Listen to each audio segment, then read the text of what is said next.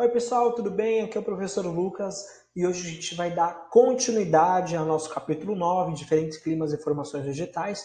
Hoje a gente vai falar especificamente dos climas e das vegetações. Tudo bem? Alguns avisos antes da aula, então quando vocês terminarem a aula, vocês podem fazer a atividade no Classroom, que eu vou deixar lá. Vocês também já podem fazer os exercícios da apostila do capítulo 9 da tarefa online. Então, terminando a aula, atividade do Classroom e tarefa online do capítulo 9. Tudo bem? É isso. Vamos começar. Então, aqui a gente tem um mapinha com os diferentes climas do mundo. Então, a gente tem todos esses climas aí, de acordo com as suas características, mais frios, mais quentes, né? A gente vai ver cada um deles. Lembrando que aqui na região próxima ao Equador, né?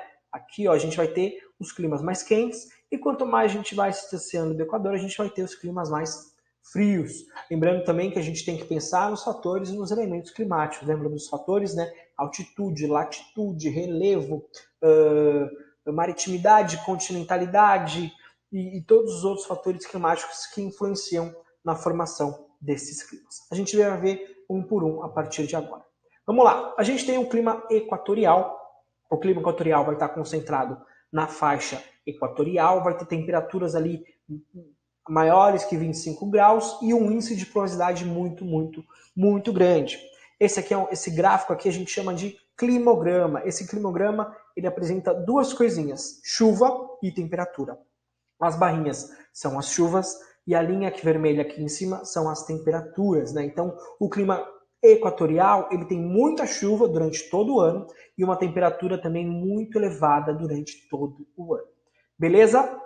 O clima tropical é um pouco parecido com o clima equatorial, mas ele vai estar mais presente, né, nas áreas intertropicais, ou seja, entre o Equador e os trópicos, trópico de Câncer, trópico de Capricórnio, né, ele vai se caracterizar também por temperaturas elevadas, mas ele vai ter duas estações bem definidas, um verão muito chuvoso e quente e um inverno frio e seco. Então aqui no climograma a gente consegue ver que no verão, em Cuiabá, aqui no Brasil, a gente tem muita chuva, né, comecinho do ano, final do ano, a temperatura acompanha, e no meio do ano, que é o nosso inverno, a chuva cai, mas a temperatura também cai. Então, clima tropical, duas estações bem definidas, um verão quente e chuvoso, um inverno frio e mais seco. Aqui a gente tem o clima tropical seco ou clima semiárido, né? O clima semiárido ele vai apresentar baixas taxas de umidade, é o que a gente tem aqui, por exemplo, no Nordeste brasileiro, né? No sertão nordestino, então poucas chuvas e a temperatura mais elevada. Aqui esse climograma está com a temperatura um pouco mais baixa, mas no Nordeste brasileiro a gente vai ter uma temperatura mais elevada, porque isso aqui é na Namíbia. Namíbia é o deserto da Namíbia, na África, né? A temperatura durante a noite, por exemplo, cai bastante. E o inverno, a Namíbia está um pouco mais ao sul também, vai cair mais a temperatura, mas no geral, né, são poucas chuvas e a temperatura mais alta no clima tropical seco ou clima semiárido. Clima desértico ou clima árido, a gente vai ter quase nenhuma chuva e a temperatura muito elevada, principalmente no verão. Aqui a gente tem, né, Tamaracet, deve ser na Austrália, se eu não me engano. Então a gente vai ter pouquíssima chuva nos climas desérticos e uma temperatura muito alta. Clima mediterrâneo. O clima mediterrâneo ele é encontrado em algumas regiões só no mundo, né? Principalmente ali no mar Mediterrâneo, sul da Europa, norte da África. A gente tem uma mancha também de clima mediterrâneo na costa oeste norte-americana, uma mancha aqui no Chile, uma mancha ali no sul da África e outra mancha de clima mediterrâneo ali na Austrália. Mas basicamente são temperaturas mais amenas, 20 graus Celsius, vai apresentar um inverno chuvoso e um verão seco, né? Não é muita chuva, mas no inverno vai chover mais. Aqui a gente está em Atenas, na Grécia, hemisfério norte. O inverno é no começo e no final do ano. Então o inverno vai ser mais chuvoso, com temperaturas mais baixas. O verão vai ser menos chuvoso, mais seco, mas a temperatura é muito alta. Subtropical. Subtropical é um tipo climático que a gente tem aqui no sul do Brasil, né? Estados de Paraná, Santa Catarina e Rio Grande do Sul, né? O clima subtropical ele é apresentado com verões quentes e úmidos e invernos frios e secos. Então a gente vai ter a maior precipitação no verão, a maior temperatura no verão, mas no inverno a temperatura cai bastante junto com a precipitação. A gente diz que ele tem uma elevada amplitude térmica, porque a diferença entre a temperatura mínima e a temperatura máxima é muito grande no decorrer do ano. Tudo bem? Aqui a gente tem o clima temperado ou clima continental úmido. O clima temperado ou continental úmido é o clima de Nova York, por exemplo. Chuva bem distribuída ao longo do ano.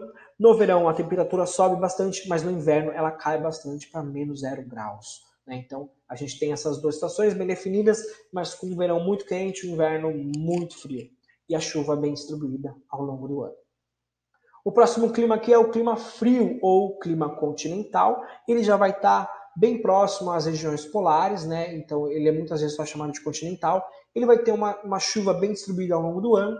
Vai chover mais no verão, mas quando é inverno a temperatura cai para menos 10 graus. Né? Então no inverno a temperatura cai muito, chega a menos 10 graus para mais de, ou seja, para menos 10 graus. Tudo bem? Já próximos aos polos. E aí o clima polar, já nos polos, né?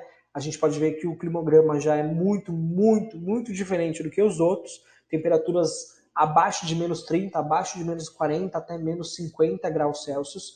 E a chuva, né, não é tão rigorosa. A chuva ela vai ser distribuída ao longo do ano, mas é um índice baixo de chuva distribuído ao longo do ano, principalmente no verão, onde vai chover mais. Tranquilo?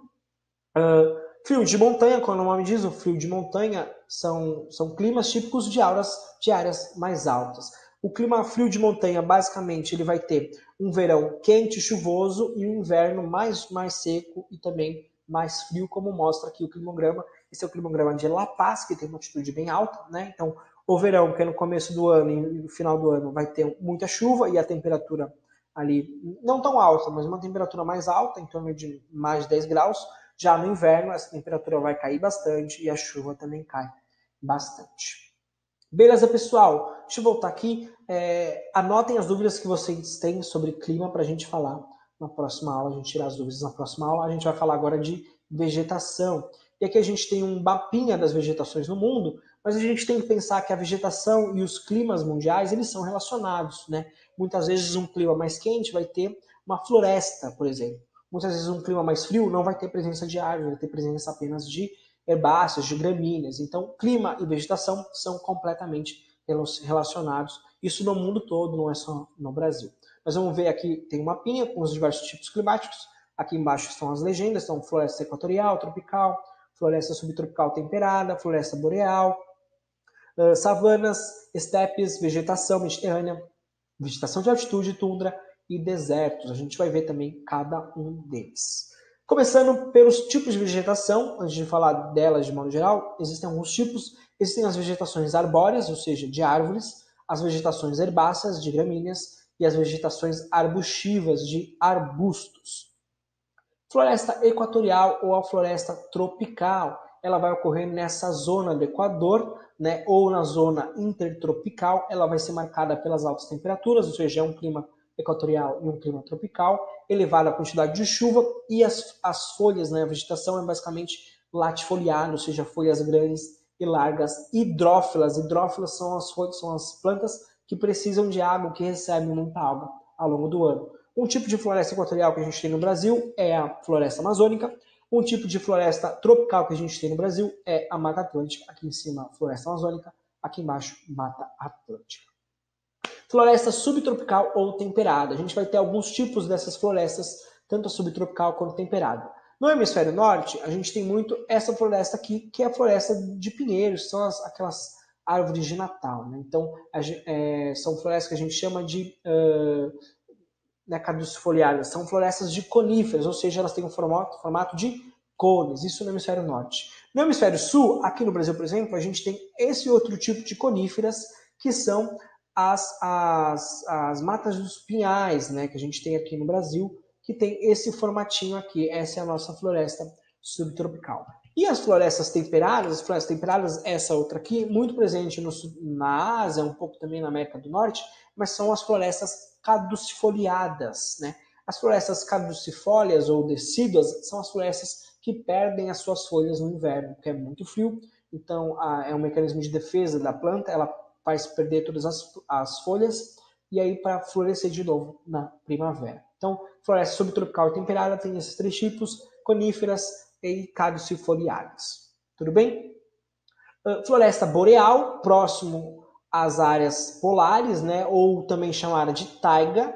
também é uma floresta de coníferas, mas ela está agora mais presente, né, próximo às regiões polares, principalmente também por causa da temperatura. É uma floresta de conífera, mas que aguenta uma temperatura menor, né, ou seja, menos 40, menos 50 graus Celsius. A floresta boreal também é chamada de taiga, muito presente no hemisfério norte, próximo ao Ártico.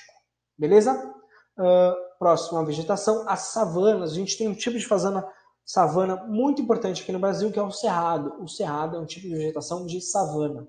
A savana, de modo geral, é presente na África, né, onde a gente tem os grandes mamíferos africanos. Né.